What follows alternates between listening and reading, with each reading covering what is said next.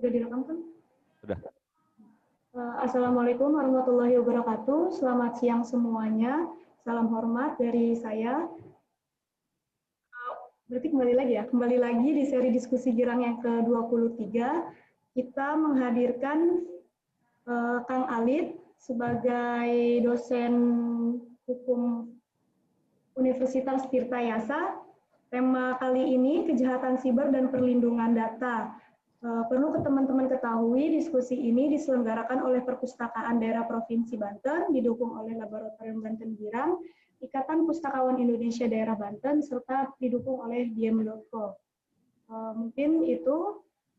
Nah, kita akan membahas tentang kejahatan cyber. Mungkin nanti teman-teman bayangannya kejahatan siber itu apa sih kejahatan siber? Bagaimana sih kejahatan cyber itu? Apakah kejahatan cyber selalu melulu soal jual beli narkoba, jual beli orang, anak, pulau atau segala macam? Itu mungkin nanti akan dibahas oleh Kang Alit gitu ya. Lalu bagaimana kita sebagai pengguna internet, media gitu bisa menjaga data pribadi kita agar tetap aman gitu, agar tidak digunakan oleh oknum-oknum yang tidak bertanggung jawab seperti itu. Mungkin itu pendahuluan dari saya. Kang Alit bisa dimulai. Silakan Kang Alit.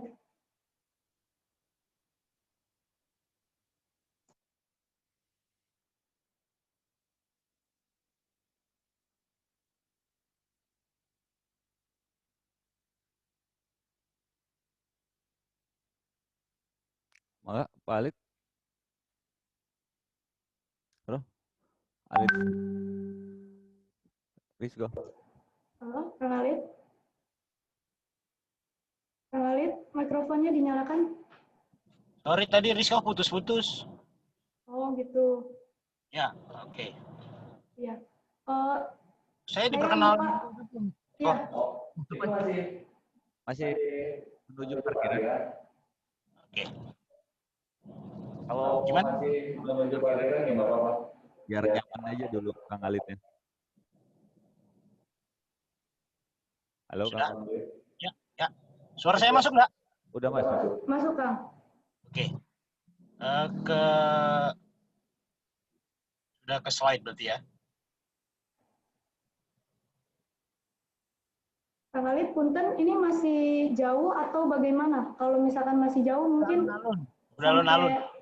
Selesai dulu, nyampe dulu nggak apa-apa Kang Alit? Apa? Udah alun-alun kok ini.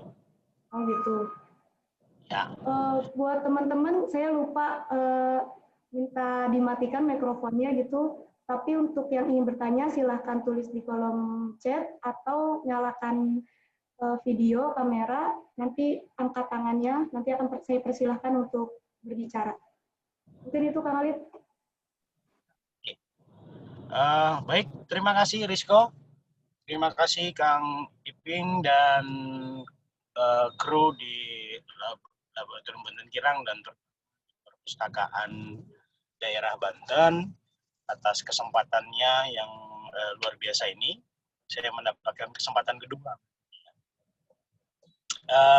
Baik, kali ini kita akan membahas tentang sebenarnya cukup mendadak teman-teman Banten Girang dan Perpusda meminta untuk kembali berbincanglah dalam seri diskusi Girang ini yang kedua kali. Lalu kemudian di saat ngobrol-ngobrol itu apa sih yang mau kita obrolin gitu kan? Ya sudahlah, topik yang sedang mungkin salah satu diantaranya ya persoalan tentang kejahatan cyber atau cyber crime. Dan juga baru-baru ini juga ada diperkenalkan rancangan undang-undang tentang pelindungan data pribadi. Mungkin nanti kita bisa elaborasikan dua isu tersebut untuk bisa kita diskusikan bareng-bareng.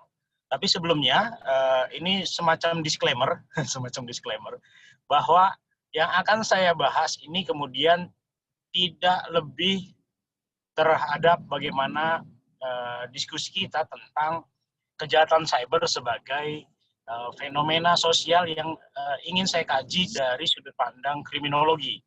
Karena Nidu kemarin mengatakan seri sebelumnya Ibu Dr. Rena mendiskusikan sesuatu dari sudut pandang viktimologi. Mungkin kemudian yang kali ini saya akan membahas topik diskusi kita dari sudut pandang kriminologi. Maka diskusi kali ini saya tidak ingin membahas terlalu luas tentang bagaimana penegakan hukumnya, karena ini menjadi persoalan tema terkait lagi yang memerlukan satu pemikiran yang lebih berat lagi gitu ya. Jadi saya ingin membahas bahwa dalam persoalan kejahatan cyber ini menjadi persoalan fenomena sosial baru yang mau tidak mau, suka tidak suka harus kita hadapi. Kalau misalnya saya ingin melakukan dengan tinjauan kriminologi, sebagaimana bagi yang sudah mengetahui dari ilmu kriminologi konvensional itu ilmu kriminologi yang mempelajari tentang sebab musabab kejahatan seluas-luasnya. Kalau kita mengutip pendapat dari William Adrianus Bunger. Nah, ketika kita ingin mencari tahu sebab musabab kejahatan seluas-luasnya, maka kemudian dimensinya nanti akan melebar jauh. Nah, salah satu diantaranya ada satu dimensi baru, yaitu dimensi dunia maya. Nah, dari fenomena tadi, coba balik ke yang pertama tadi. Nah, ternyata soalan atau fenomena kejahatan yang kemudian terjadi di dunia maya itu, next, jangan yang hijau ini. Fenomena pertama. Ya, di Indonesia selama pandemi, ternyata tidak mengurangi seseorang untuk melakukan kejahatan. Tetapi karena kita dibatasi dengan aturan protokol kesehatan pencegahan COVID dengan social distancing itu, maka aktivitas manusia kemudian lebih banyak di dunia maya. Kalau menurut Tannenbaum itu crime is as eternal as its society, bahwa kejahatan itu adalah seabadi dari masyarakat itu sendiri. Berarti selama ada masyarakat, maka masih akan ada yang namanya kejahatan. Nah, selama masih ada dunia maya, selama masih ada dunia cyber, akan terus ada yang namanya kejahatan cyber itu. Nah, dalam hal ini, ketika aktivitas sosial kita dibatasi, kita dituntut untuk melakukan meminimalisir aktivitas yang berkaitan dengan pertemuan-pertemuan kita dengan kawan-kawan kita di dunia nyata, maka masyarakat, seluruh orang kemudian akan lebih berkonsentrasi dalam beraktivitas di dunia maya kemudian. Beli makanan bisa lewat GoFood, beli, bahkan istri saya sekarang untuk ke warung saja cukup kira lebih damar.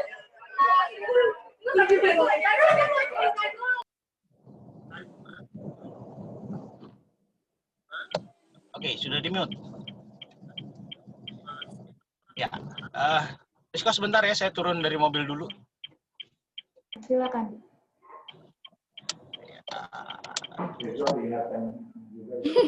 Ya, buat teman-teman dimohon untuk matikan mikrofonnya biar tidak ada suara-suara lain selain suara narasumber.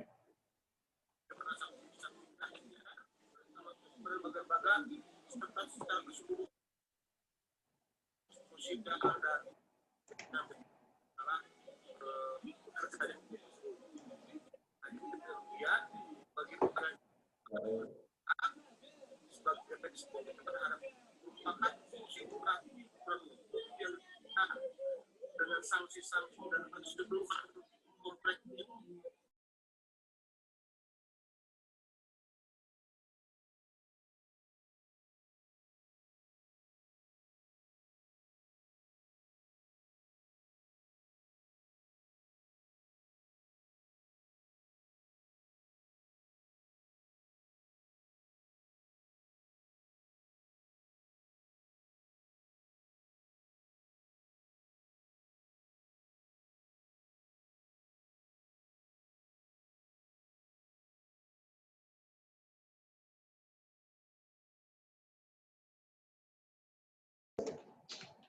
Halo, Kang Alif.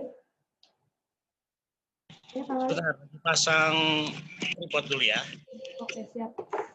biar kelihatan kece. Biar nggak kalah kecenya dengan dosen kece yang satu tadi itu.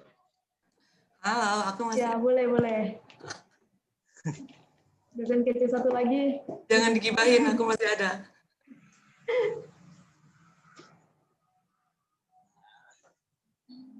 Ya, sudah.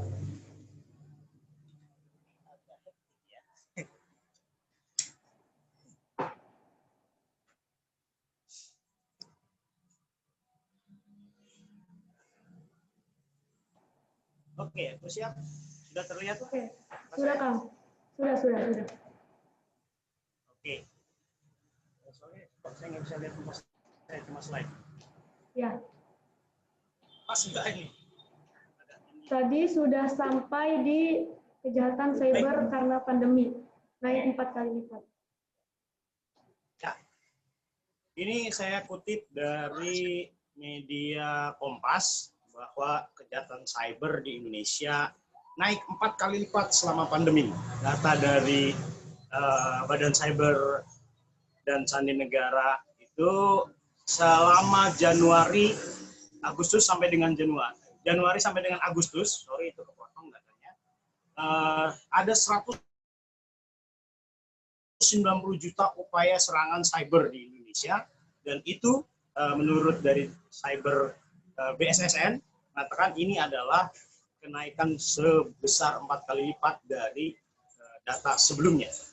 Dan yang lebih kita mungkin salah satu, apakah perlu berbangga diri kemudian ketika Ketua Komite 1 DPD RI memberikan statement, nah itu Indonesia merupakan peringkat kedua kasus kejahatan cyber di dunia.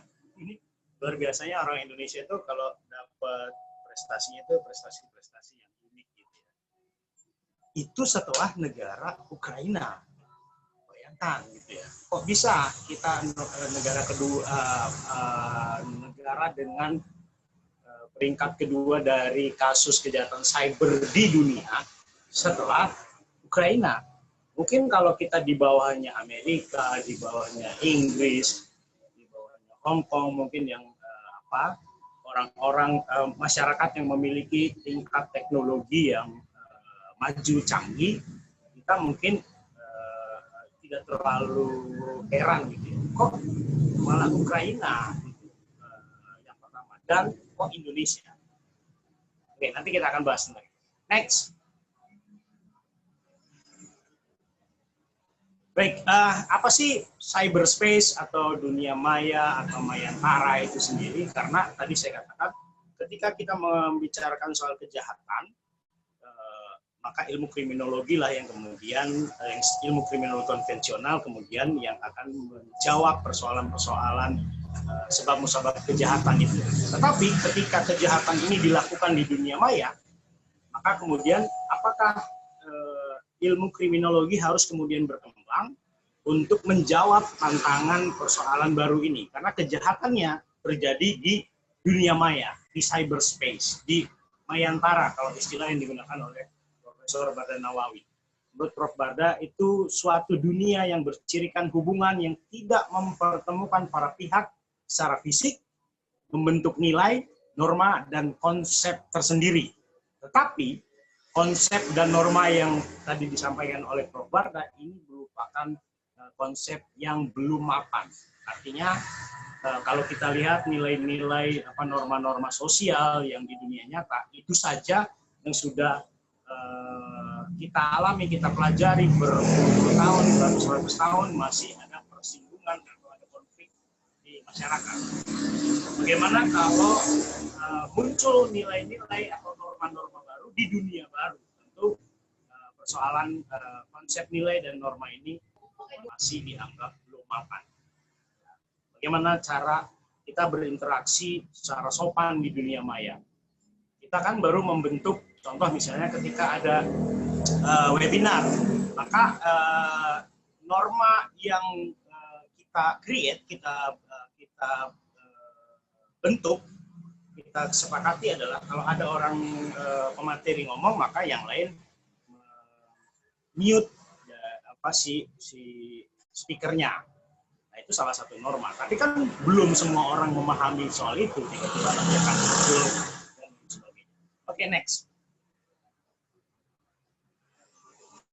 Ya, kalau tadi berbicara soal tempatnya, lalu kemudian Prof. Marjono Reksodipuro ini mengatakan bahwa ada beberapa kategori delik Mayantara. Ini pun sebetulnya Prof. Marjono mengutip dari pertemuan atau kongres dunia dari PBB. Ada beberapa persoalan kejahatan yang berkaitan dengan dunia komputer dan dunia internet, yaitu delik-delik terhadap kerahasiaan, integritas dan ketersediaan data, dan sistem komputer yang diantaranya mengakses sistem komputer tanpa hak. Nah, ini salah satu bentuk dari kejahatan atau delik Mayantara atau cybercrime atau kejahatan siber dalam bahasa Indonesia kita baru diperkenalkan istilah ini. Tanpa hak menangkap, mendengar, pengiriman dan pemancaran, tanpa hak merusak data, tanpa hak mengganggu sistem, tanpa hak menyalahgunakan perlengkapan. Ini kan persoalan-persoalan baru, kalau bahasanya Kasangkar itu, new category of crime, kategori baru dalam dunia kejahatan yang sebelumnya mungkin tidak bisa kita lakukan dalam dunia fisik. Ada kategori berikutnya masih dari Prof. Marjono, delik-delik yang berhubungan dengan komputer, bisa berupa pemalsuan dan penipuan dengan menggunakan komputer sebagai alat dari kejahatannya dia. Berikutnya juga ada delik-delik yang bermuatan pornografi anak. Saya sedang membimbing salah satu mahasiswa saya yang sedang meneliti skripsinya tentang child grooming. Akhir-akhir ini kita sering mendengar anak-anak remaja atau anak-anak kecil kemudian minta pap gitu. Saya awalnya nggak ngerti apa sih pap gitu. Ternyata kesininya lebih menjerumus kepada minta foto selfie dengan tanpa baju, kemudian lalu bermuatan porno lah, semacam itu. Dan itu dilakukan dengan upaya cara-cara dia melakukan dengan rayuan, dengan bujukan, gitu. Padahal terhadap orang yang bisa jadi dia belum kenal sama sekali, karena dia baru kenal di medsos, di Facebook. Lalu kemudian mereka intens berkomunikasi, menganggap kejadian di dunia maya, lalu kemudian meminta dalam tanda petik juga menguji rasa sayangnya. Kalau nggak ngirim foto lagi mandi atau video lagi bugil, berarti nggak sayang. Nah, ini juga ada persoalan-persoalan fenomena kejahatan baru, relatif baru lah ya, di dunia maya. Dan ada juga delik-delik yang berhubungan dengan hak cipta. Tentu masih ada persoalan juga. Ya, next. Ya, ada salah seorang kriminolog dari Amerika bernama Adam Anderson. Kalau selama ini cybercrime itu diidentikan dengan istilah kejahatan komputer. Ada istilah yang sama dari cybercrime adalah crime, kejahatan komputer, computer crime. Tapi menurut Adam Anderson, cybercrime itu bukan mengenai komputer, tetapi perilaku. It's about behavior. Nah, berarti dalam hal ini sebuah tantangan baru bagi para kriminolog, bagi para pembelajar, para pengajar kriminologi untuk mencari lebih jauh lagi tentang sebab musabab kejahatan dan bagaimana kejahatan kategori baru ini yang dilakukan di dunia maya, tetapi ini lebih kepada persoalan perilaku. Bagaimana kita kemudian berperilaku di dunia medsos kita. Persoalan salah satu diantaranya kemudian karena fleksibilitas dari identitas kita di dunia maya, contoh misalnya, akun saya sebelum kemudian di-ban oleh Mark Zuckerberg, itu nama akun Facebook saya itu Kulit Kecil. Semua orang tahu, bertahun-tahun memanggil saya itu dengan nama Kulit Kecil, Kang Kulit Kecil, Mang Kulit. Teman-teman Baten Kirang manggil saya, ada yang sebagian Mang Kulit. Tapi akhirnya jadi lupa, karena beberapa tahun kemudian saya diminta Facebook untuk mengkonfirmasi nama asli saya. Bahkan saya diwajibkan untuk memfoto KTP saya.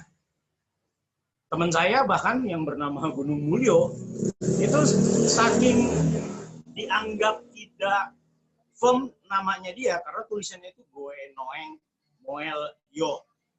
Kan untuk manusia hari ini kayaknya kok masih ada gitu orang-orang dengan tulisan oe gitu. Harusnya kan di tahun 60-an.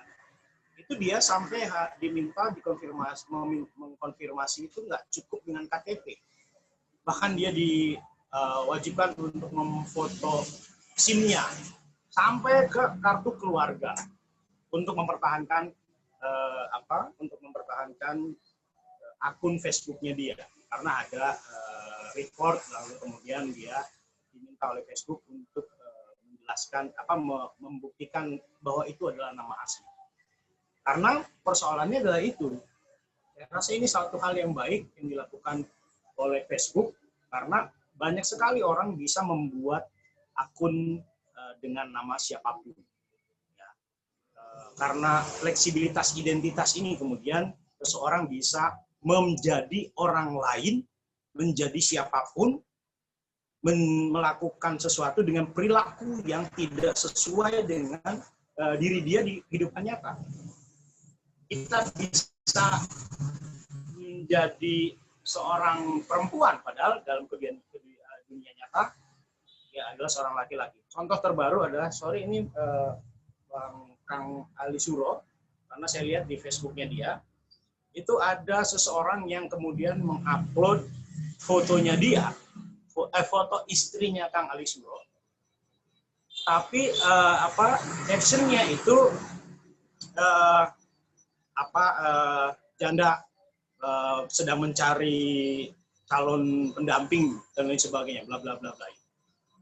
Dan itu bukan pertama kali. Sebelumnya foto istri dari Kang Ali Suro itu dimanfaatkan oleh seseorang yang kemudian untuk memanipulasi foto salah satu calon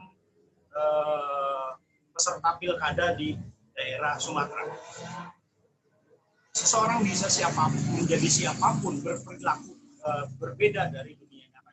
Ini yang menurut Adam Anderson, bahwa cybercrime itu tidak hanya berkaitan dengan komputer, tapi lebih jauh dari itu tentang persoalan perilaku. Ya, next.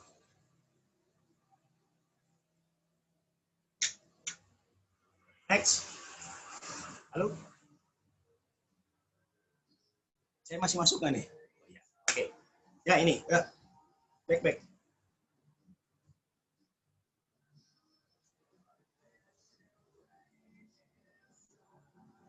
Yang tadi, sangkar. Cybercriminology. Oke. Cybercriminology. Ada mundur lagi. Maju lagi.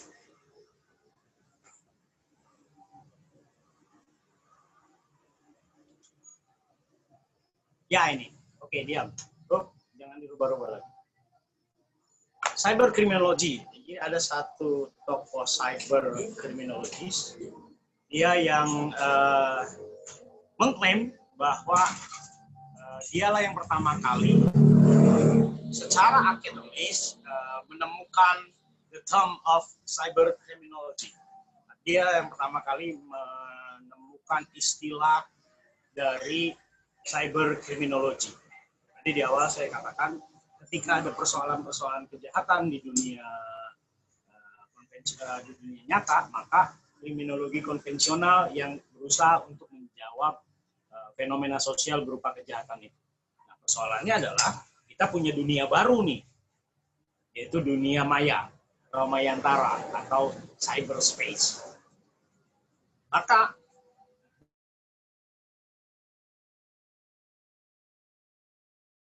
Halo Kang Alif. Halo Kang Alif. Kang Alif sepertinya terputus. bukan satu hal yang tidak mungkin. Hilang. Itu gara-gara telepon. Halo, Halo Halo. Kang, halo. Halo. masih masuk suara saya? Masih. Tadi sempat terputus Kang. Ya, soalnya tadi ada telepon masuk, saya cancel. Ya, Apa lanjut. tadi? Cyber criminology, yaitu seorang Jai Shankar. Dia orang India yang mengatakan bahwa cyber criminology adalah the study of causation of crime that occur in the cyberspace and its impact in the physical space. Jadi cyber criminology adalah satu ilmu, satu studi yang membahas tentang sebab musabab, causation of crime, sebab musabab kejahatan yang terjadi that occur in the cyberspace, di dunia nyata, dunia maya, di mayantara, di cyberspace. Dan bukan hanya sekedar mencari tahu sebab musabab dari kejahatan yang terjadi di dunia maya. Cakupan dari cyberkriminologi juga membahas tentang bagaimana impact dari kejahatan yang terjadi di dunia maya itu di dunia nyata, in the physical space. Karena jelas kita tidak bisa memisahkan juga ketika seseorang melakukan kejahatan di dunia maya, tentu dia juga berpijak di dunia nyata. Lebih khusus kemudian Shankar membahas tentang cyberspace ini, dia mengeluarkan satu teori. Kalau tadi cyberkriminologi ini cabang ilmu baru, semacam cabang ilmu baru. Lalu kemudian Jai Shankar menawarkan satu teori baru yang namanya space transition theory. Satu teori yang mencoba menjawab ada, kalau nggak salah itu 7 postulat yang dia tawarkan kepada dunia akademik tentang apa sih cyber transition itu. Nah, cyber transition menurut Jai Shankar adalah bagaimana menjelaskan tentang perilaku, tentang sifat, tentang sikap kita seseorang yang dia bisa lakukan itu di dunia, dia sebenarnya tidak bisa lakukan itu di dunia nyata, tapi dia bisa lakukan itu di dunia maya. Kenapa dia tidak bisa melakukan itu di dunia nyata? Ada persoalan-persoalan identitas dirinya dia, status dirinya dia. Contoh misalnya, kenapa saya kemudian menggunakan akun Facebook saya dengan nama Kulit Kecil. Awalnya saya menggunakan akun Facebook saya itu Kulit Kecil. Lalu kemudian kawan-kawan dosen minta dikonfirm, saya konfirm juga, saya minta add juga dan sebagainya. Lalu komentar dari rekan-rekan dosen itu, Facebooknya Pak Alif mah kayak pasar malam, namanya aja Kulit Kecil dan lain sebagainya. Karena itu bukan saya tujukan sebagai akun saya sebagai dosen, tetapi akun saya dari sisi yang lain gitu. Saya ke Curug, saya ngopi outdoor, saya nyanyi dengan teman-teman gitaran, itu kan bukan saya sebagai kehidupan saya sebagai dosen. Ketika saya menjadi kulit kecil, saya bisa melakukan itu. Nah, tetapi persoalannya kemudian dalam cyber transition ini juga melibatkan pergerakan seseorang dari satu dunia ke dunia lain. Baik dari dunia nyata ke dunia maya atau sebaliknya, dari dunia maya ke dunia nyata. Dan persoalannya kemudian akan muncul persoalan soal ekspor impor kejahatan yang dia lakukan di dunia nyata bisa dia lakukan di dunia maya atau sebaliknya. Ya, next akan lebih jelas lagi. Ada sekitar 7 postulat dari space transition theory ini. Ada 7 preposisi dalam cyber transition ini. Sengaja saya mau memberikan gambaran dulu secara teori sehingga kita mungkin nanti akan bisa cocok-cocokkan apakah ini bisa tepat untuk menjawab persoalan bentuk-bentuk kejahatan cyber yang mungkin kawan-kawan pernah lihat atau pernah dengar. Apakah tepat atau tidak teori ini untuk membedah persoalan ini? Yang pertama dari space transition theory, tawarannya dari Kasankar adalah ada kecenderungan melakukan kejahatan di dunia maya. Jadi sebagaimana yang saya sampaikan, seseorang yang dalam kondisi tertekan, perilaku kejahatannya tertekan di dunia nyata. Contoh misalnya, saya nggak mungkin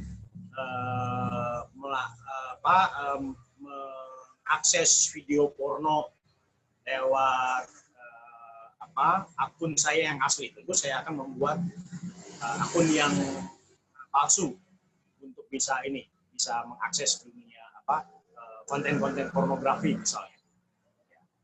Have propensity to commit crime in cyberspace. Seorang yang memiliki perilaku-perilaku jahat di dunia fisik yang tertekan itu, dia memiliki kemungkinan, kecenderungan melakukan kejahatan di dunia nyata. Yang dia tidak akan lakukan itu berkait dengan status dan posisinya dia. Preposisi kedua, postulat kedua dari Jayashankar ini, adanya fleksibilitas identitas, identity flexibility. Ini yang kemudian seseorang bisa menjadi siapapun untuk dia melakukan to commit crime, untuk melakukan kejahatan cyber. Kemarin siang di salah satu grup di grup WA grupnya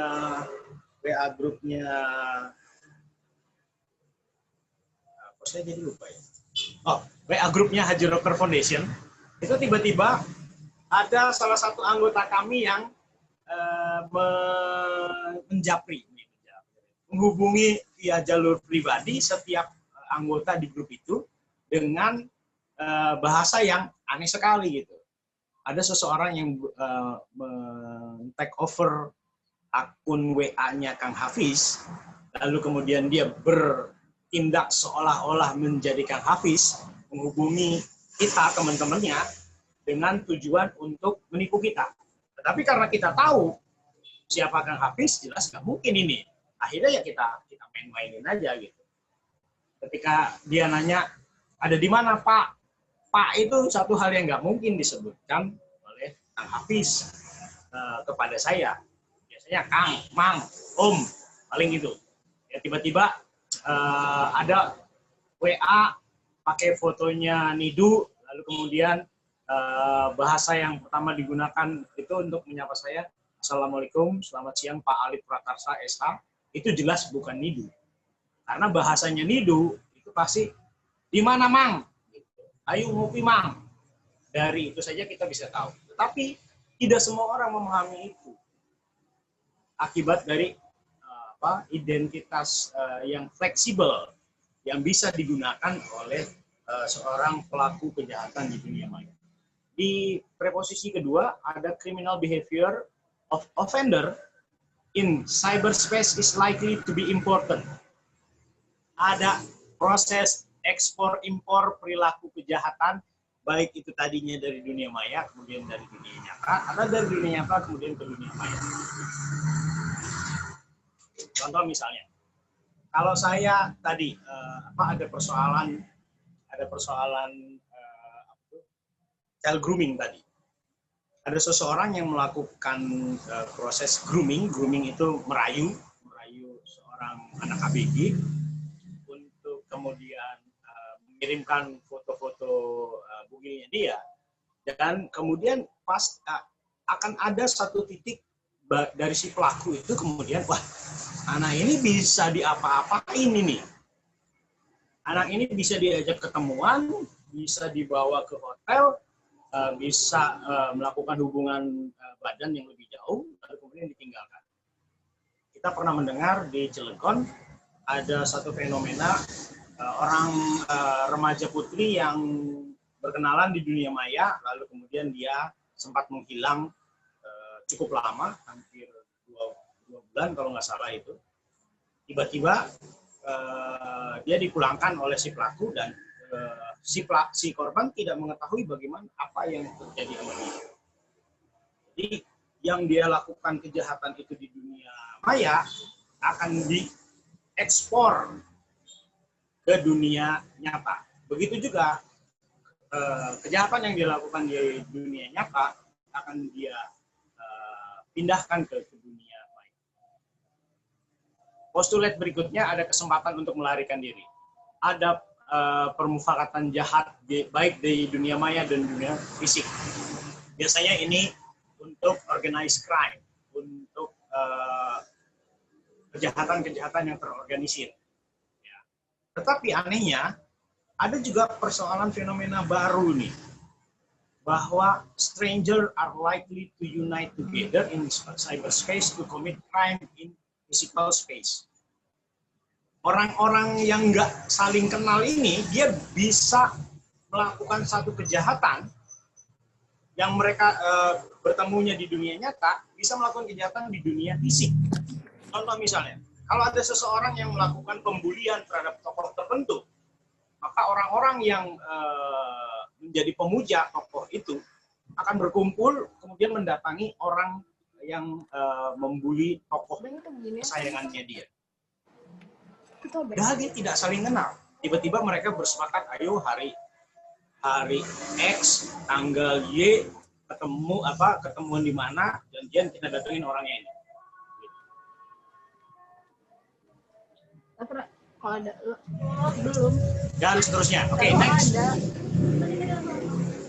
Siapa? Kalau ada ntar itu gue mau ambil visi. Mau duit? Tika mau. Ya, kalau ada. Berapa sih emang dia 100? Ya, next.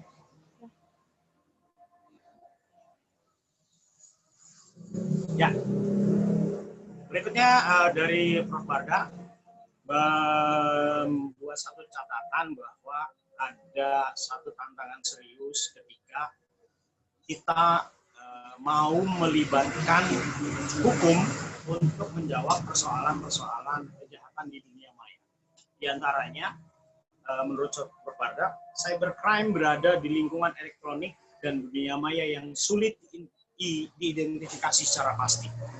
Sedangkan kami dalam dunia hukum itu untuk bergerak pertama kali itu menggunakan asas legalitas. Kalau asas legalitas kita selama ini berpijak pada persoalan dunia nyata, maka asas legalitas konvensional yang kita gunakan.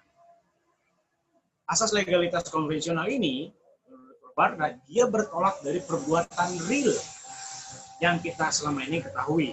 Kalau ada orang memukul itu ya ada tangan yang bergerak, otot yang bergerak, otot yang menggerakkan lengan, kemudian baik itu dia dengan sengaja atau secara refleks mengarah ke kepala orang misalnya.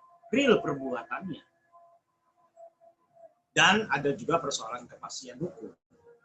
Karena persoalan dunia kejahatan cyber ini persoalan kejahatan baru, maka belum ada hukum yang mengatur lebih khusus tentang persoalan ini. Ketika tidak ada undang-undang atau hukum yang mengatur lebih khusus tentang kejahatan cyber, maka dapat dipastikan maka yang muncul adalah adanya ketidakpastian hukum. Ini pakai hukum yang mana ini? Sementara pakai hukum yang konvensional tidak menjangkau gitu. Sementara fenomena baru ini belum dibuatkan undang-undang atau peraturan yang terbaru. Yang kedua, cybercrime berkaitan erat dengan perkembangan teknologi canggih yang sangat cepat. Ya. Bahkan selama ini kami orang-orang hukum itu mengakui hukum selalu tertinggal menurut Profesor Sacipto Raharjo itu, hukum itu selalu tertinggal.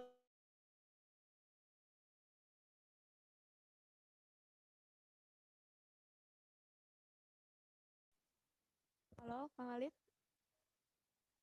Kang Alit? Telepon lagi. Kang Alit? Sudah masuk lagi suara saya? Sudah. Tadi sempat terputus. Sampai mana tadi ya? Hukum selalu tertinggal dari persoalan sosial, fenomena sosial, perkembangan sosial, dan lain sebagainya. Karena hukum dibuat, salah satunya untuk menjamin kepastian hukum itu katanya harus tertulis. Kalau tidak tertulis, nanti nggak bisa dijadikan dasar untuk menuntut atau melakukan hukum dan sebagainya. Cybercrime tentu satu fenomena sosial yang berkembang sangat cepat. Apalagi dia menggunakan peralatan dan teknologi canggih. Sementara kami, orang hukum, bersusah payah berlari di belakangnya mengejar kecepatan yang sekarang bahkan katanya udah 5G. Ya. Tapi di Padepokan masih 3G. Yang berikutnya, cybercrime melampaui batas-batas negara. Nah, ini kemudian ada persoalan baru. Ada persoalan cyber jurisdiction. Kalau selama ini kita di dunia hukum, dalam hal penegakan hukum, ada persoalan tentang yurisdiksi, tentang wilayah hukum, penerapan keberlakuan wilayah hukum. Kalau ada seorang koruptor melakukan korupsi di Indonesia, lalu kemudian dia lari ke satu negara, kita tidak memiliki hubungan apa sih namanya, kok saya tiba-tiba lupa. Buren, apa itu Buren? Hubungan dua negara? Bilateral. Bukan, untuk menarik penjahat yang lari ke negara lain. Ekstradisi. Ya, tadi saya mau nyebutnya ekstrateritorial, itu kan ITI, itu kan UFO ya. Ekstradisi. Kalau nggak ada kalau nggak ada hubungan ekstradisi, ya akan juga proses penegakan hukumnya.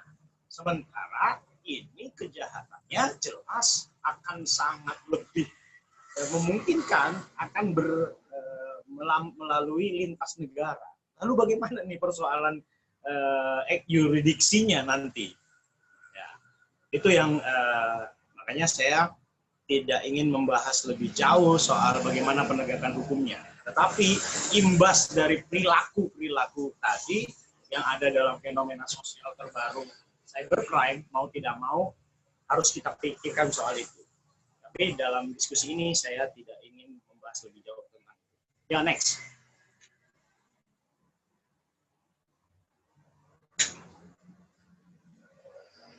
Next.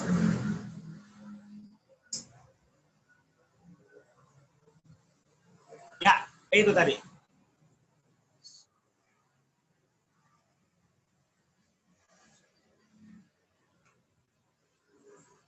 Mas Armo. Sebelumnya.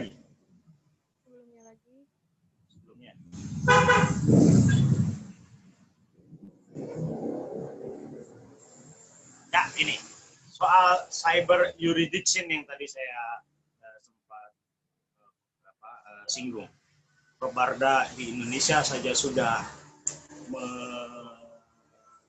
sedikit membahas tentang ketika kita mau melakukan upaya pengaturan hukum dari persoalan kejahatan mayatara, maka tantangannya adalah ada cyber jurisdiction. Masaki Hamano memberikan gambaran ada dua sudut pandang yang bisa kita harus kaji ketika berkaitan dengan cyber jurisdiction, itu dari sudut dunia virtual. Cyber jurisdiction diartikan sebagai kekuasaan sistem operator dan para penggunanya user untuk menerapkan aturan dan melaksanakannya pada satu masyarakat di ruang cyber. Bagaimana soal jurisdiksi di dunia virtualnya? Dan persoalan yang lebih berat adalah dari sudut hukum, cyber jurisdiction on cyberspace. Bagaimana kemudian kemampuan dari pemerintah kita yang kemudian bisa membuat satu regulasi, satu kebijakan yang bisa mencakup persoalan dari cyber jurisdiction ini. Gitu. Orang hukum konvensional yang selama ini saja kita masih berpatokan pada perjanjian-perjanjian saja nih. Bagaimana persoalan yang baru? Ini pasti akan lebih berat lagi. Kita dulu sering mendengar ada upaya-upaya penipuan itu biasanya dari negara tertentu atau satu daerah tertentu misalnya. Itu pun baru katanya, belum tentu juga dari sana. Contoh dari Afrika itu kan kita pernah mendengar berita. Di Afrika itu ada satu upaya penipuan yang berkaitan dengan transfer rekening. Gitu. Saya ada uang yang kenapa juga ke kita gitu? Kok dia memilihnya kita untuk menyelesaikan persoalan warisan, biasanya begitu. Apa modus-modusnya? Tapi kita nggak tahu dia ada di mana itu. Next.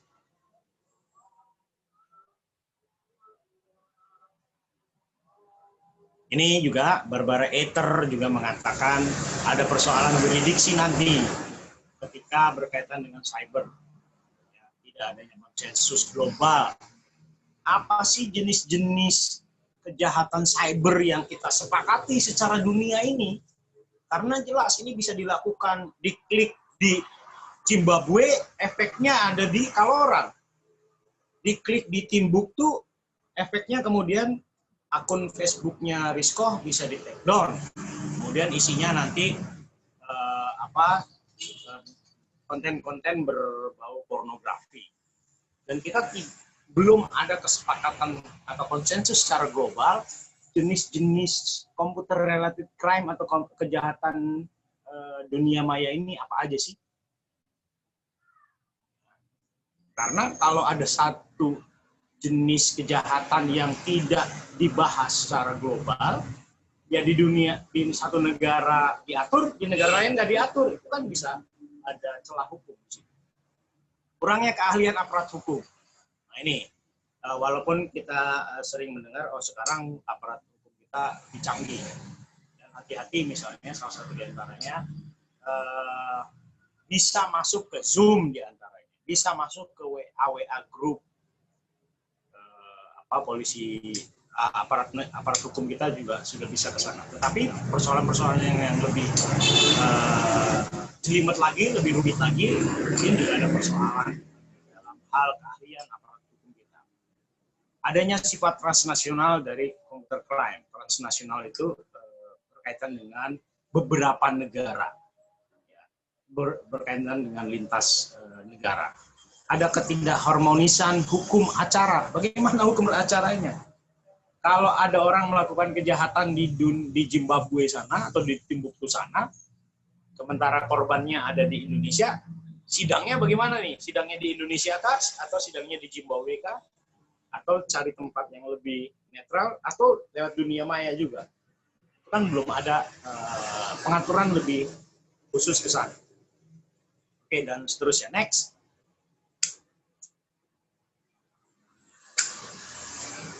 Nah, karena saya juga diminta untuk membahas tentang perlindungan data, karena mau tidak mau ketika salah satu bentuk kejahatan cyber itu ada yang berkaitan dengan persoalan tadi, data-data kita yang bisa digunakan oleh pelaku kejahatan, bisa dimanfaatkan oleh pelaku kejahatan.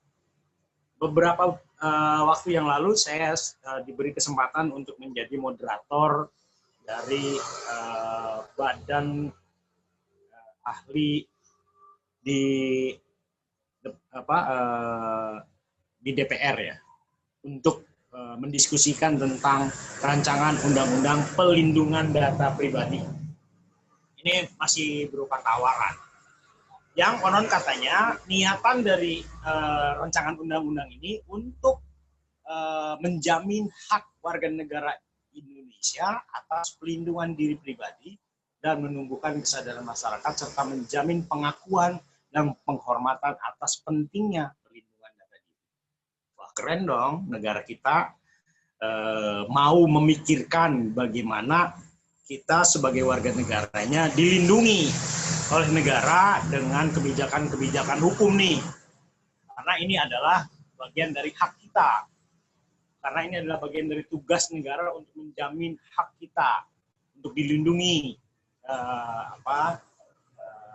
diri pribadi kita, data-data pribadi kita. Tetapi kemudian kalau saya perhatikan dalam RUU ini, kalau judulnya pelindungan data pribadi sebenarnya sudah tepat.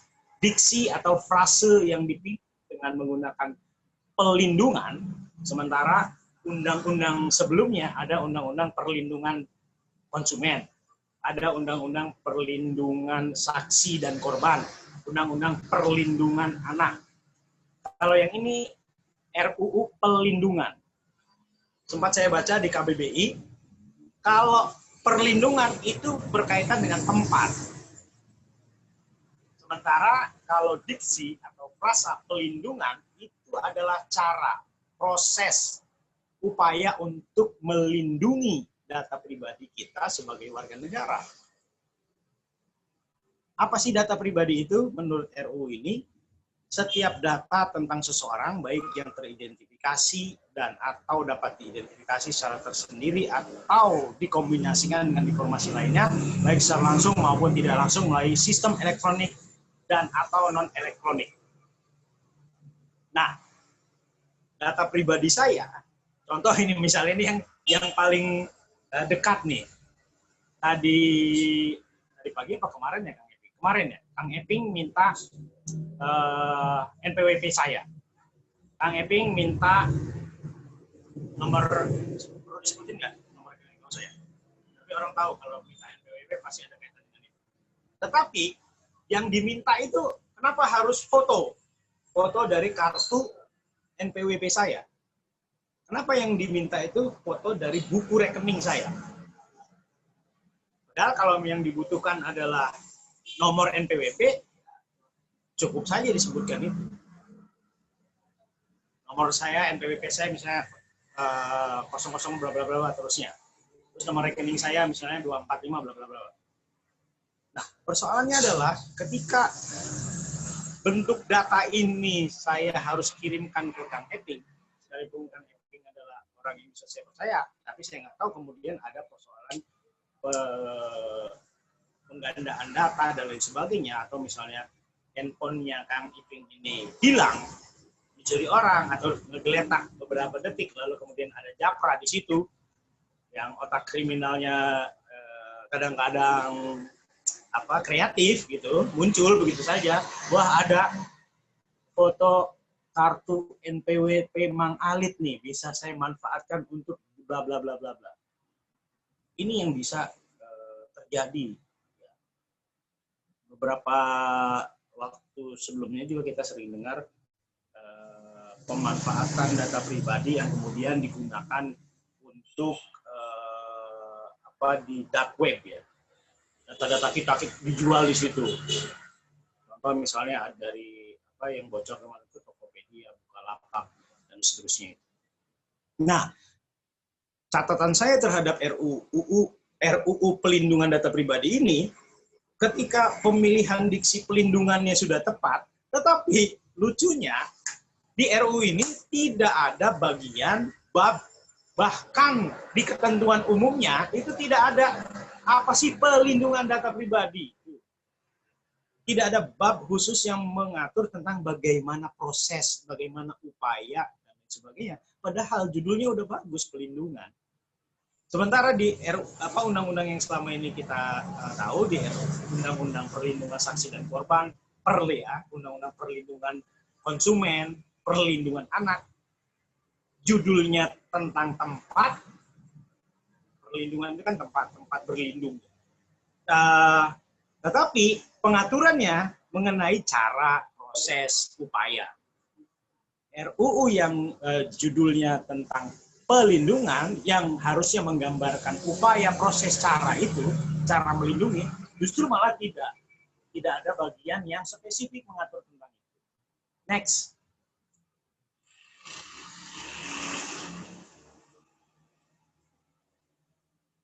Ini ada ketentuan pidana dari RUU Perlindungan ini. Saya nggak mau membahas lebih lanjut, tetapi seolah-olah satu RUU, satu undang-undang peraturan mau diciptakan itu kayaknya nggak seru kalau nggak ada ketentuan pidananya. Bagai sayur tanpa garam itu undang-undang apa ini, nggak ada pidananya gitu. Padahal kalau di dunia hukum, bukan saya mau bersombong-sombong diri, saya orang pidana, itu dalam teori kita dikenal sebagai ultimum remedium, last resort, senjata terakhir, senjata pamungkas. Kalau dalam tatanan militer, kami itu jenderal. Jenderal itu nggak mungkin turun langsung. Dia prajuritnya dulu yang perang, lalu kemudian sersan, letnan, kolonel, dan seterusnya. Jenderal itu tinggal kasih perintah aja. Hukum pidana itu ya last resort, upaya terakhir. Nggak perlu sih semua undang-undang itu harus ada ketentuan pidananya.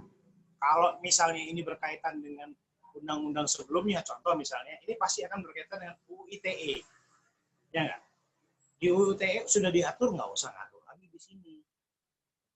Atau di KUHP kita sudah diatur. Atau yang lebih baiknya lagi itu dimasukkan di dalam kodifikasi kita, di dalam RKUHP kita. Ya, next.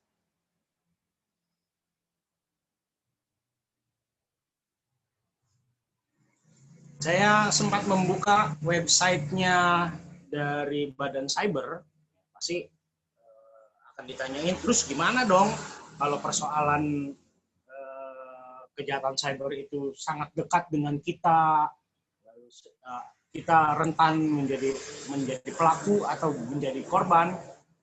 Bagaimana sih caranya?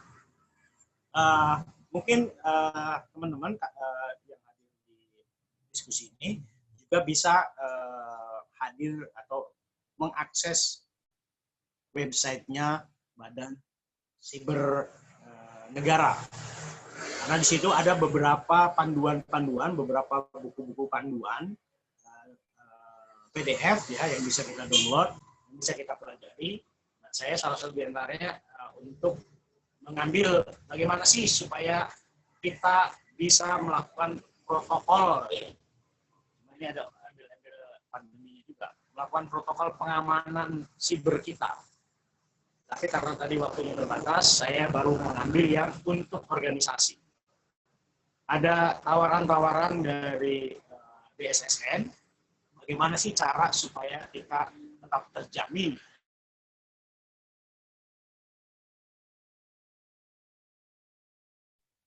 Halo, Kang Alit.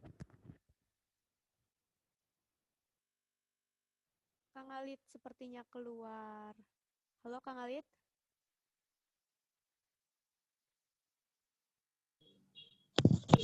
Ada yang nelpon.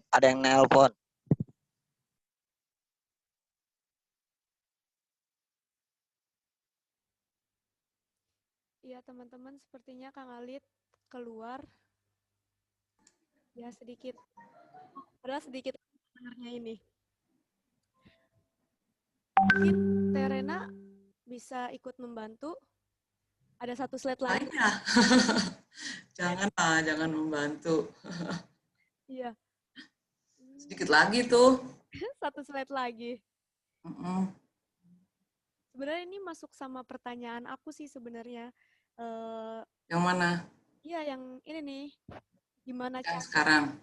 Iya, gimana caranya kita terhindar dari gitu. Karena beberapa hari lalu saya membaca berita gitu. Jadi selama pandemi itu kasus penipuan segala macam itu meningkat. Paling banyak itu untuk perempuan gitu kan, kayak produk-produk kecantikan gitu. Jadi yang dijual adalah barang-barang palsu. Wah, tanggung sekali. Kang Alit nggak bisa masuk lagi ya?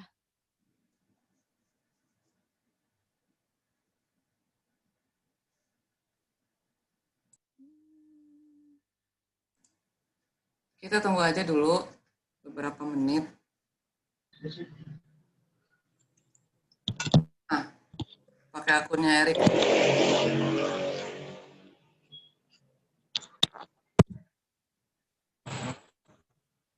SIM gue.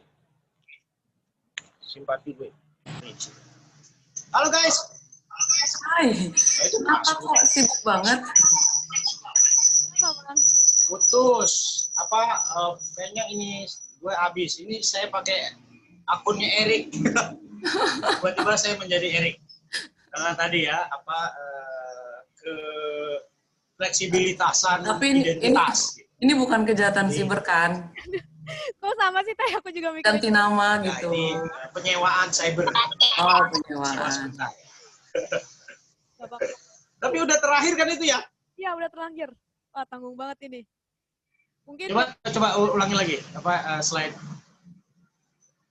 terakhir tadi mana? ini. Oh, udah ya. Ya itu ada beberapa panduan-panduan, bukan yang dari BSSN tadi.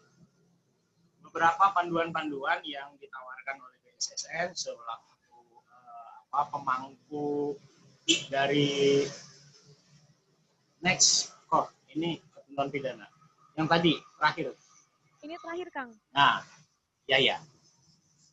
Memastikan keamanan itu bisa dilakukan, diakses secara remote dari jarak jauh juga. Ada beberapa tahapan-tahapan yang bisa kita pelajari. Tetapi yang terpenting adalah tawaran dari BSSN ini memberikan edukasi mengenai keamanan informasi. Nah, kalau tadi saya sempat memperhatikan dari kuliahnya Adam Anderson bahwa cybercrime itu tidak melulu tentang komputer tetapi tentang perilaku. Terkadang perilaku itu tidak dikaitkan dari si pelaku, tapi perilaku kita yang kita anggap satu hal yang biasa itu bisa membuat kita menjadi korban. Kita menganggap apa yang kita sampaikan itu ini tidak penting. Yang saya upload ini tidak akan berkaitan dengan persoalan hukum yang membuat kita menjadi korban dari kejahatan cyber misalnya. Contoh, kadang-kadang saya mengupload foto saya itu kalau saya ngopi sering saya fotokan juga jam tangan saya. Bagi saya memikirkan saya tidak terpikirkan apa yang saya foto ini tidak akan berkaitan dengan kejadian yang membuat saya menjadi korban dari kejahatan cyber. Tetapi bagi orang yang memiliki niatan jahat di dunia cyber itu bisa menjadi semacam bahan untuk dia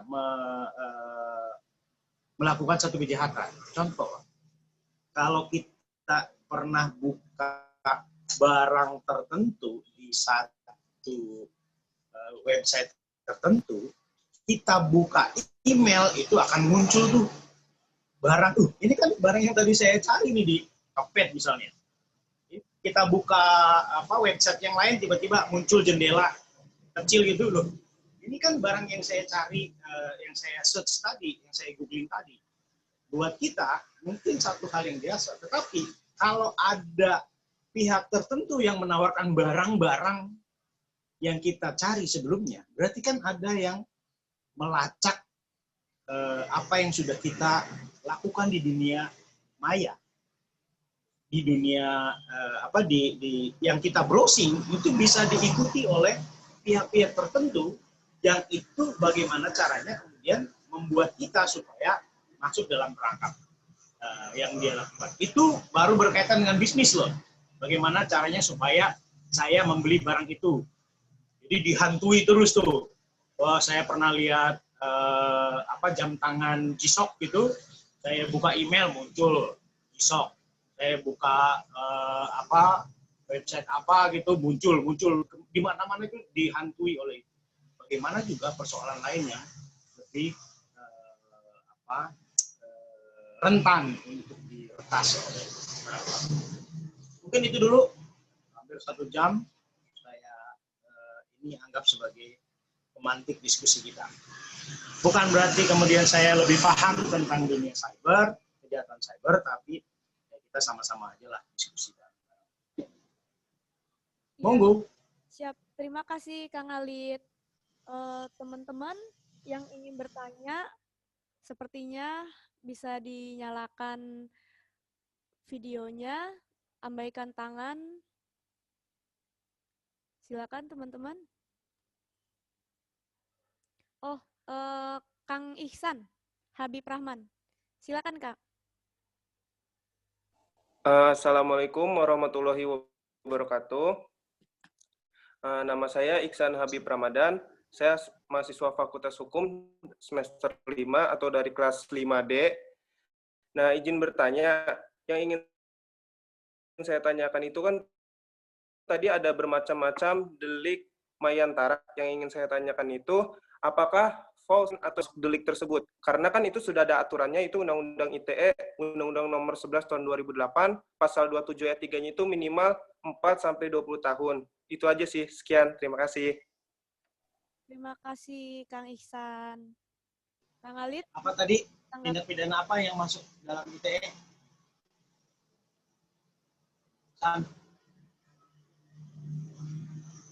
Itu Pak yang maksudnya saya tanyakan itu, apakah bisa masuk ke dalam delik mayantara itu Pak, delik mayantara? Kan ada 4 macam tuh. Apakah false information atau hoax itu bisa masuk? Terima kasih Pak. Tentang hoax. Ditambung dulu mungkin 2 atau 3 pertanyaan. Biasanya kadang-kadang ada yang sama. Mungkin ada yang lain?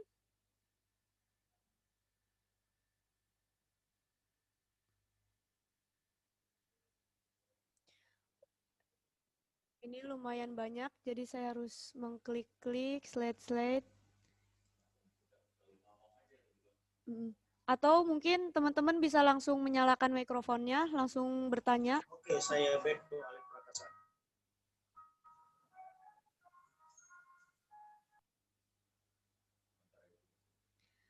Kang Alit, mungkin pertanyaannya baru itu dulu, bisa langsung dijawab dulu aja kayaknya, Kang. Ya, baik. Oh, ini sudah balik lagi ya, Kang ya? Iya. Berkat settlingnya Erik. Karena memang di sini telepon itu tidak bersahabat.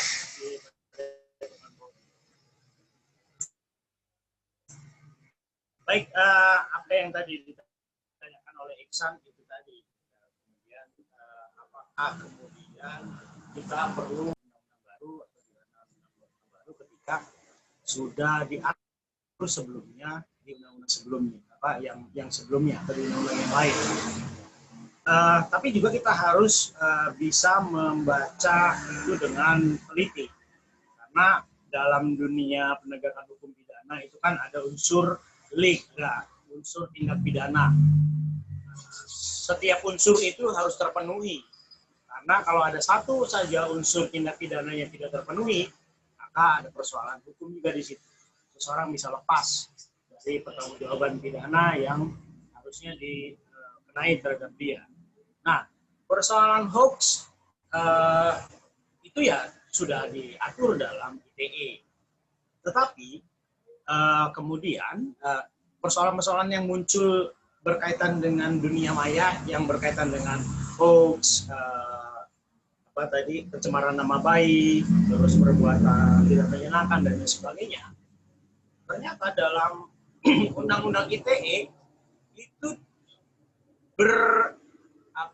merujuk kembali kepada apa yang diatur dalam KUHP. Itu. Nah, ini kan menjadi persoalan lagi. Contohnya misalnya kasus jering. Kasus jering itu kan persoalan yang berkaitan dengan kejahatan di dunia maya. Karena dia menyampaikan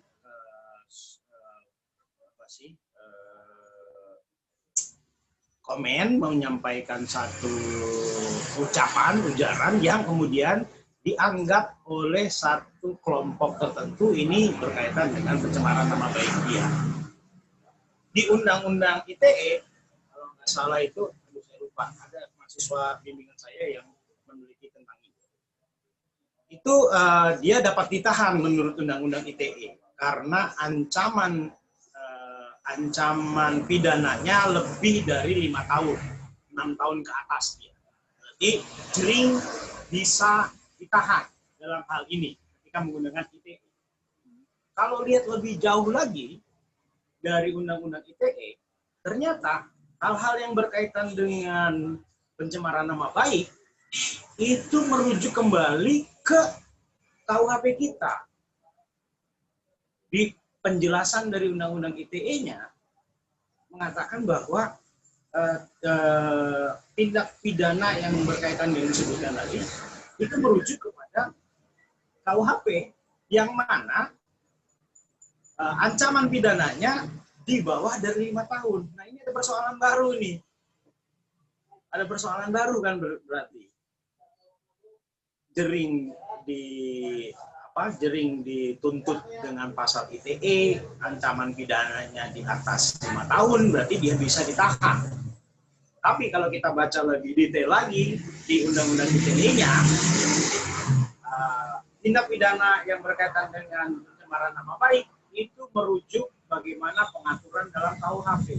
Di dalam KUHP, sanksi pidana dari pencemaran nama baik itu di bawah dari 5 tahun. Artinya jering tidak boleh ditahan.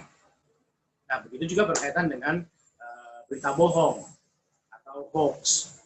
Saya tadi di awal tidak ingin membahas lebih detail persoalan penegakan hukumnya karena ini persoalan yang cukup krusial. Saya nggak mau kemudian apa yang saya sampaikan ini ternyata salah. Karena yang namanya berkaitan dengan tindak pidana itu setiap unsurnya harus terpenuhi. Sebelum terpenuhi harus kita kaji lebih dalam. Sehingga kita tidak bisa mengatakan, oh ini termasuk dalam kategori pencemaran nama baik loh. Oh ini masuk dalam kategori hoax loh. Dan lain sebagainya. Mungkin itu. Ya. Ada lagi? Oke, itu sangat menarik ya teman-teman. Jadi seperti ya Kang ya. Mungkin ada teman-teman lain yang ingin bertanya. Diskusi kita nanti sampai jam 4 sore. Masih ada waktu 30 menit lagi.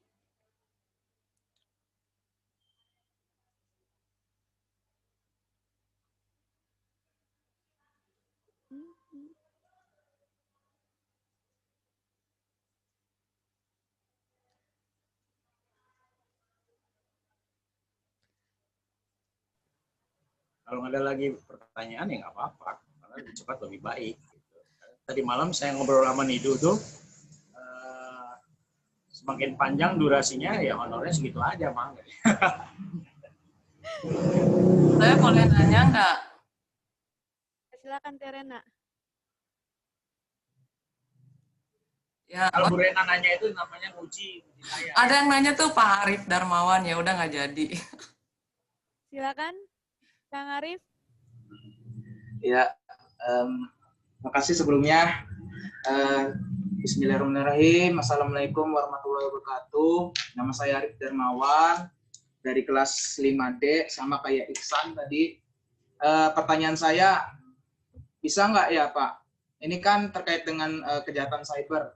Kalaupun misalnya orang yang melakukan kejahatan ini punya penyakit mental, contohnya kayak punya penyakit kepribadian ganda nih yang saya baca nih, ada beberapa kasus katanya gejala kepribadian ganda itu orang itu punya kepribadian ganda setidaknya memiliki 2 macam kepribadian. Nah, ketika dia melakukan lagi ngelakoni kepribadian yang satunya, dia nggak bakal inget itu apa yang dia lakuin gitu. Jadi contohnya misalnya kalau orang yang punya kepribadian ganda ini melakukan kejahatan cyber gitu, apakah dia dapat ditindak gitu loh Pak? Sekian Pak. Terima kasih. Oke, jangan hilang dulu, Rick. Rick. Iya Pak. Nah, jadi sebelum saya jawab, saya mau tanya dulu. Kamu kan anak hukum kan? Ya.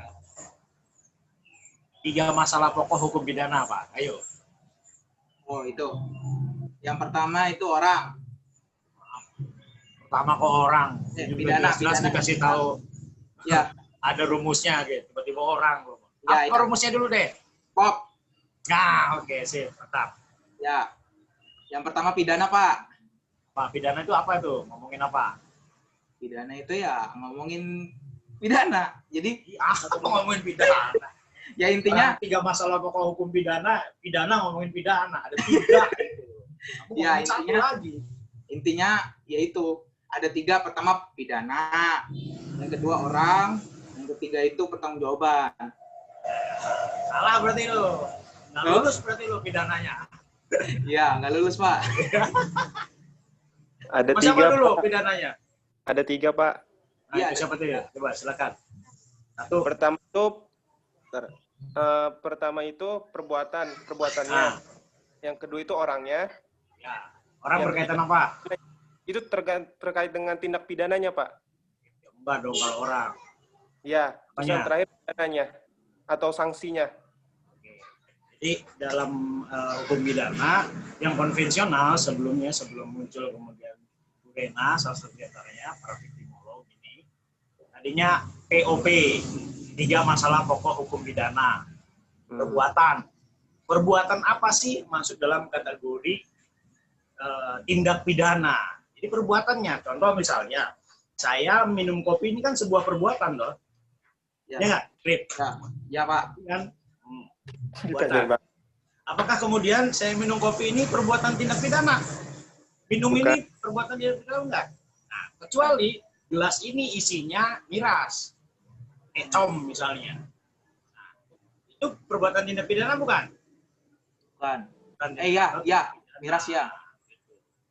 Jadi perbuatan, tapi perbuatan mana yang masuk dalam kategori tindak pidana? Yang berikutnya berkaitan dengan orang.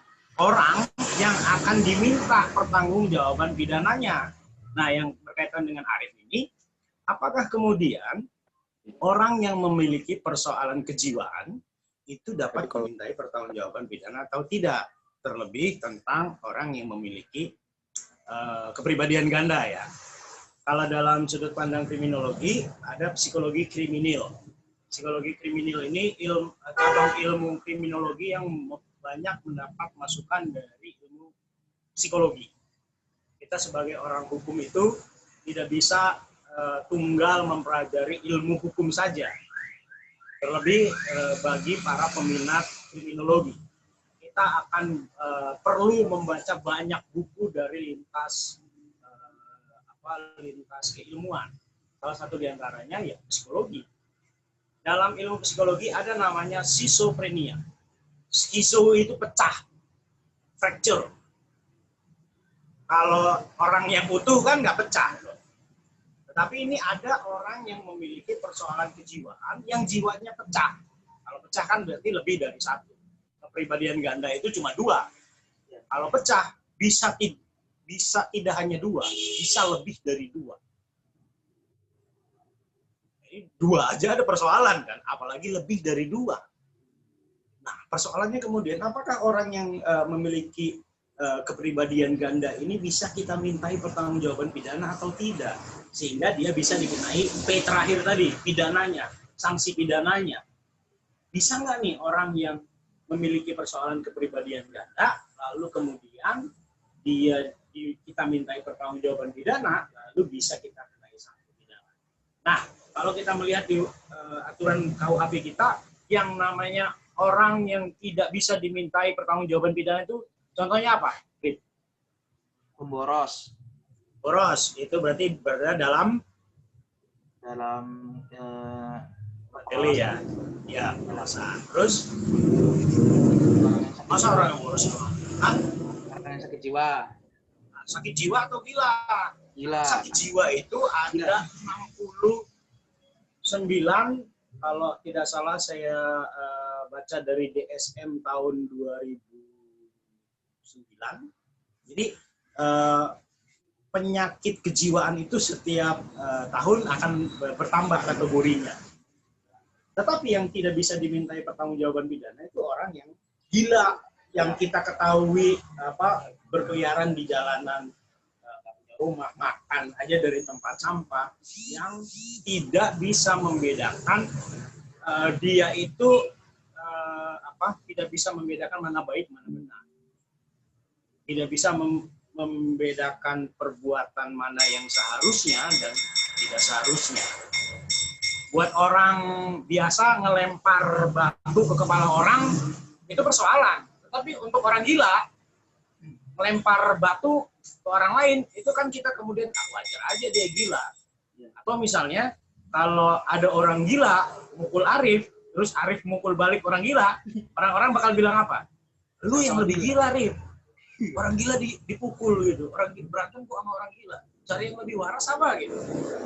Nah, persoalan dalam pertanggungjawaban pidana, nanti akan dilihat bagaimana level kesalahannya dia, level kesadaran dirinya dia. Nah, kalau kaitannya nanti Arif mengambil mata kuliah kedokteran forensik, nanti ada satu cabang psikiatri forensik.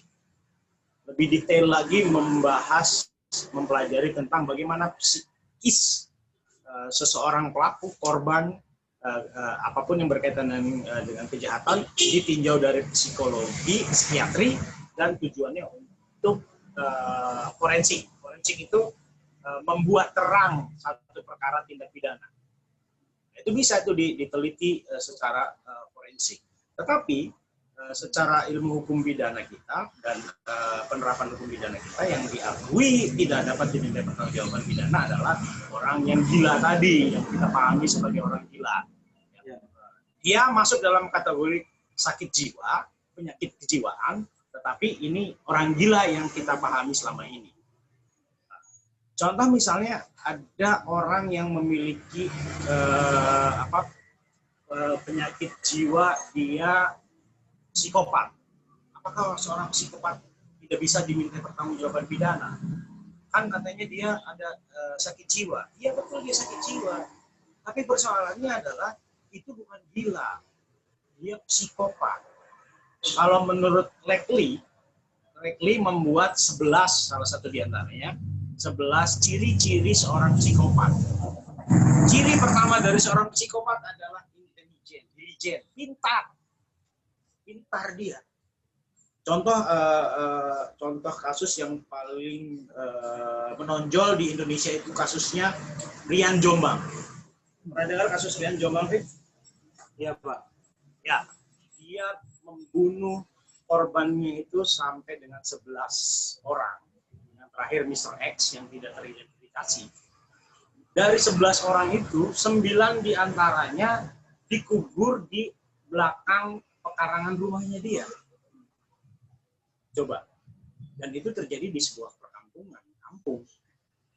Bagaimana dia tidak bisa kita kategorikan sebagai orang cerdas, orang pintar. Terus, caranya? Gimana caranya? Kok dia bisa sampai 9 orang nggak ketahuan ngubur korbannya di situ? Ya nggak? Sampai 11. Kalau ngubur kan berarti perlu pacul. Kira-kira waktu kapan yang aman buat dia untuk mengubur korbannya di belakang rumahnya dia? Siang-siang. Jelas nggak mungkin. Malam hari, malam-malam, orang kampung, macul, apa nggak ditanyain orang? Subuh-subuh. Kira-kira apa nih? Kamu bisa menggambarkan nggak? Kok si ini kok bisa nggak ketahuan tuh sampai 9 mayatnya dikubur situ? Mungkin udah ada pemikiran ke sana, udah ada rencana, Pak. Udah terencana itu. Untung kamu nggak psikopat. Tapi kamu level intelijennya di bawahnya si Rian. Saking pintarnya dia, kita nggak bisa ngebayangin. Kapan sih gitu? Intelijen yang pertama. Yang kedua itu lack of remorse. Ciri dari seorang psikopat, lack of remorse. Memiliki rasa bersalah yang sedikit, kecil. Bahkan bisa jadi tidak ada. Berarti kan nggak ada penyesalan. Nah, kalau sampai 11 orang, masa misalnya baru kemudian 11. Itu pun kalau sudah ditangkap. Yang namanya orang memiliki remorse tinggi, rasa bersalah dia tinggi, pasti ya mukul seseorang aja pasti akan minta maaf, aduh sorry nggak enak dan sebagainya, sampai membunuh 11. Dan luar biasanya dari si Rian ini, kalau dikaji dalam psikologi kriminal, dalam ilmu kriminologi, Rian itu salah satu di antara korbannya itu ada yang dimutilasi, potong-potong gitu. Coba bayangkan ada orang bisa memotong mayat atau tubuh orang lain itu, iya sih pikirannya. Kita ngelihat kerbau disembelih pada saat Idul Adha aja kadang-kadang suka nggak tega gitu ya. Lihat darah bersemburan dari leher sapi atau korban itu muncul risih atau nggak nyaman. Ini ke orang gitu, potong-potong. Bahkan bisa jadi dia timbang dulu. Oh ini lebih dari 2 on, dipotong lagi, timbang lagi gitu kan. Untuk dimasukkan satu tempat supaya dia tidak ketahuan. Dan luar biasanya lagi dari kasusnya si Rian ini, dia bahkan salah satu bagian potongan mayat korbannya itu, dia saking narsisnya itu, dia membuat ukiran inisial namanya Rian. Kalau misalnya Arif Darmawan itu Ade gitu. Di salah satu potongan tubuh si korbannya itu. Kira-kira di mana, Arif? Potongan tubuh apa yang dia buat inisial? Gimana, Kang Arif?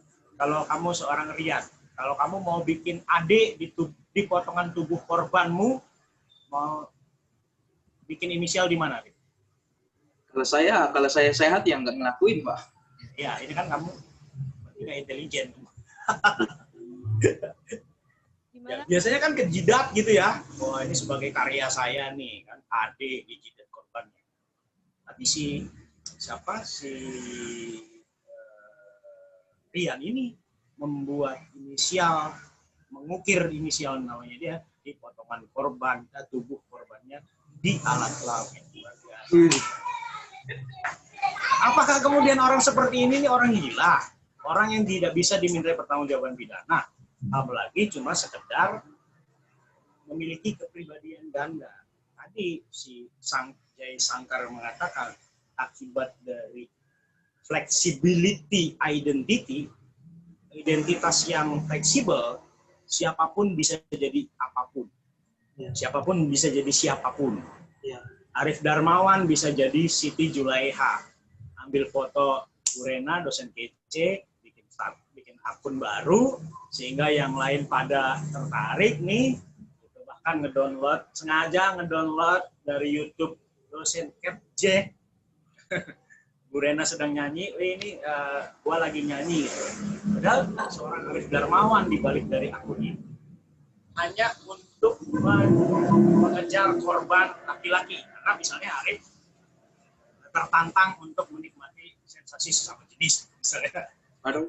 Nah, ya sama tahu Arif lebih enak. Lah, belum pernah nyoba aja kamu. Nggak mau. Ya itu, jadi karena flexibility identity-nya itu, maka seseorang akan sangat mudah sekali menjadi siapapun, sehingga bisa sangat mudah melakukan kecenderungan melakukan kejahatan di dunia cyber. Apakah kemudian ini dia menjadi sebagai kepribadian ganda, orang yang memiliki kepribadian ganda? Tentu hanya tadi psikiatri forensik yang bisa menjawab itu. Dia sengaja menjadi seorang Siti Julaiha, atau ada orang yang memang ya gua menjadi orang yang lain gitu.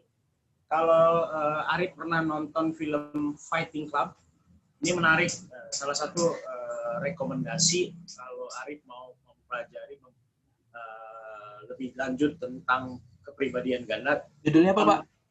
Fighting Club. Yang main saya. Yang main Brad Pitt. Oke. Banyak orang bilang saya mirip Brad Pitt. Salah. Brad Pitt yang mirip saya. Nah, ya. Jadi di film itu si Brad Pitt, sebentar kok, ini menarik.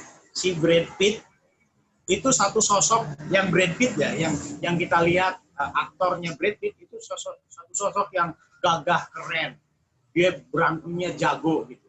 Sementara ada satu sosok lain yang loyo, letoy, di kantor dia dibully, bla bla bla bla segala macam. Lalu dia terlibat satu klub, satu kelompok tertentu yang habis pulang kerja stres dengan tekanan kerja, kumpul di parkiran basement gitu, mereka bikin tarung-tarung kecil.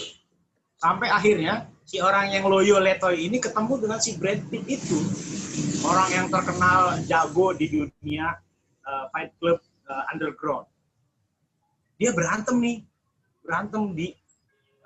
di film yang kita tonton itu, dia berantem hantam-hantaman. Ternyata satu orang. Brad Pitt itu nggak ada.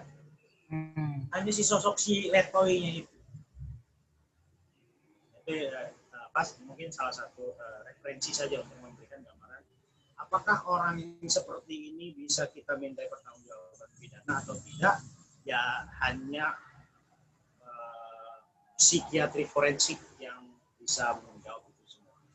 Salah satu contoh dari upaya si Rian itu untuk dianggap dia sebagai gila, di persidangan Rian meminum kencingnya dia sendiri untuk dianggap sebagai orang gila. Lebih gokilnya lagi, kalau kamu mempelajari kasusnya Rian ini kan memiliki orientasi seksual pencinta sesama jenis. Dia paham betul kalau dalam keadaan tertekan dia tidak bisa memberikan keterangan tersangka. Ditanya polisi dia diem aja. Permintaannya dia minta didatangkan pacarnya dia. Kalau sesama jenis tentu cowok. Jadi cowoknya dihadirkan di kantor polisi di hadapan para penyidik, dia pegang-pegangan tangan, dia rangkul-rangkulan tangan, dia peluk-pelukan, bahkan cium-ciuman, bahkan kata penyidiknya itu kalau nggak diberhentikan jauh lebih gila lagi di hadapan polisi melakukan itu.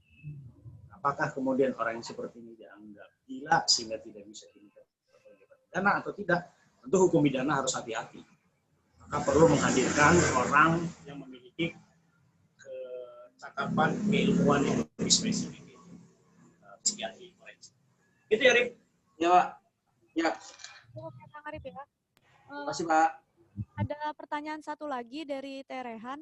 Mohon info terbaru tentang harmonisasi regulasi antara kementerian atau lembaga terkait. Kurang jelas kok.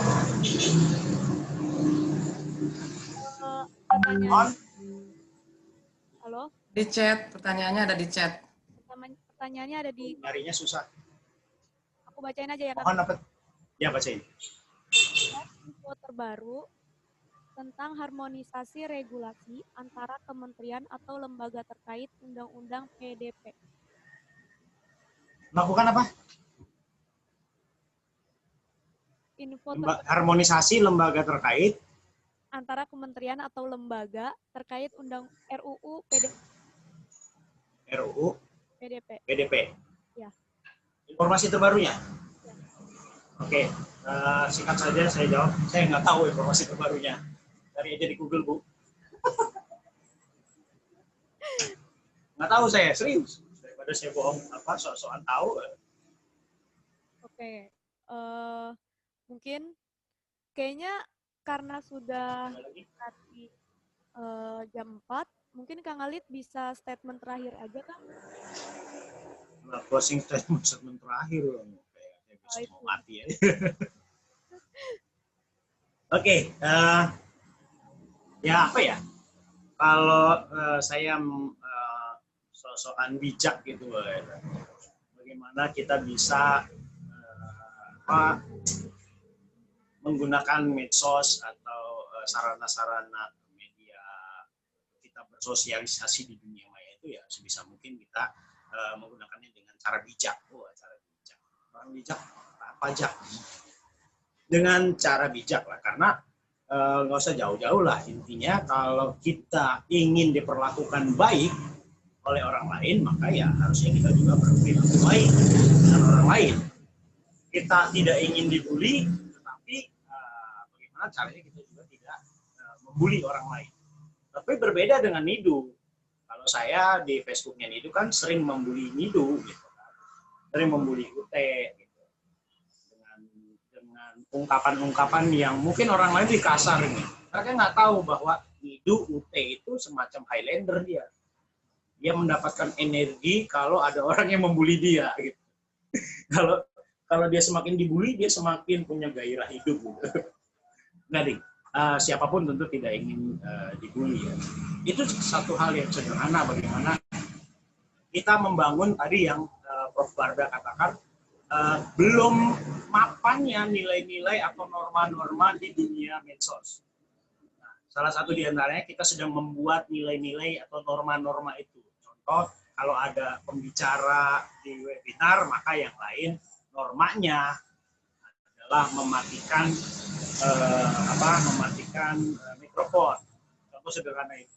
Tentu kita akan terus berkembang, terus bergerak.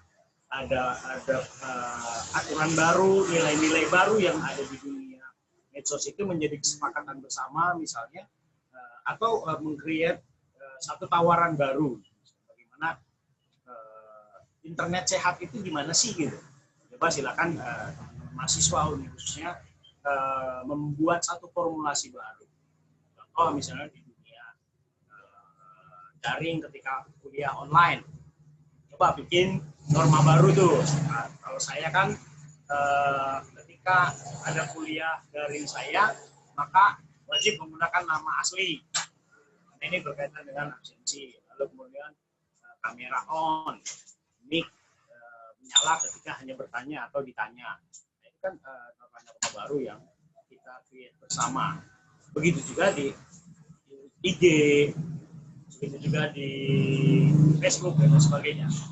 Contoh misalnya kemarin saya salah satu soal UTS saya itu membuat video yang diunggah di IG. Tapi kemudian responnya itu aneh-aneh gitu. Ada yang mahasiswa fotonya terlalu dekat, muka semua, dan itu jadi rame komentarnya. Nah, bagaimana kita bisa berperilaku baik di dunia sosial, di medsos, sehingga tidak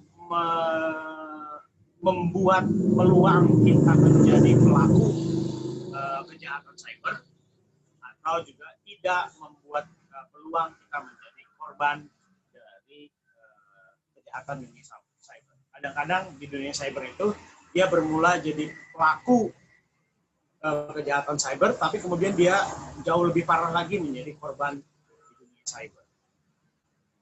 Di dunia literasi misalnya, beberapa waktu yang lalu kita dengar ada orang yang hanya mengutip quote saja, lalu kemudian dia buat dalam tulisan cerita yang di cerita pendek yang di Notepad ya, kalau nggak salah. Itu lalu kemudian dibully oleh netizen. Salah satu di antaranya, lu mati aja, lu gantung diri aja, lu bunuh diri aja. Akhirnya dia bunuh diri. Dia pelaku dari kejahatan cyber kecil, tetapi kemudian imbasnya yang berbahaya adalah dia menjadi korban yang lebih besar dari kejahatan cyber. Itu aja, internet sehat. Dan jangan lupa ngopi. Oke, terima kasih Kang Alit, terima kasih teman-teman semuanya. Saya ingatkan seri diskusi girang akan terus berlanjut. Mungkin untuk terakhir kita bisa nyalakan kameranya, kita berfoto bersama. Nyalakan kameranya. Yang bawa kopi, angkat kopi ya. Kopi saya mau udah habis, Kang. Ini sini kok. Adanya pisang goreng gimana?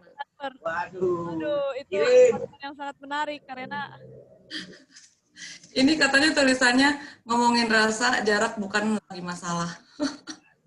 GrabFood. Oke, bisa. Siapa bertugas? Screenshot. Saya double job. Ya, 1, 2, 3. Oke, ini slide pertama, slide kedua. Ternyata banyak. Ya.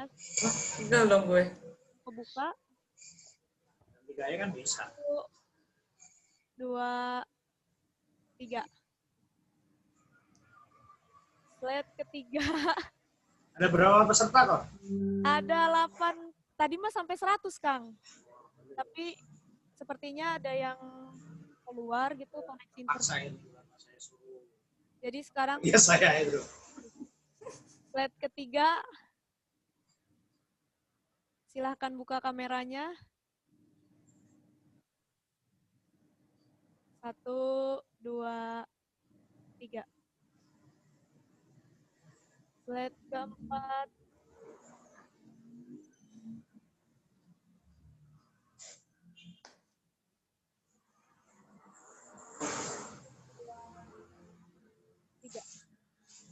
Atur nuhun semuanya.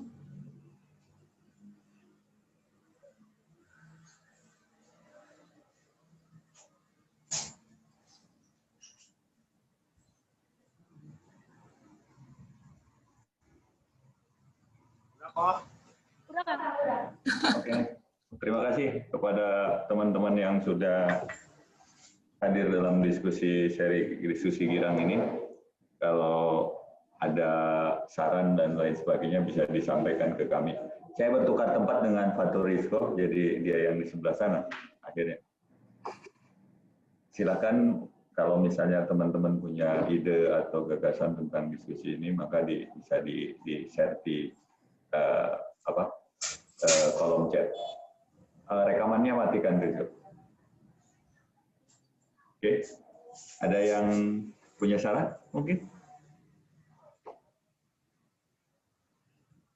Ya, saya punya saran, Bang.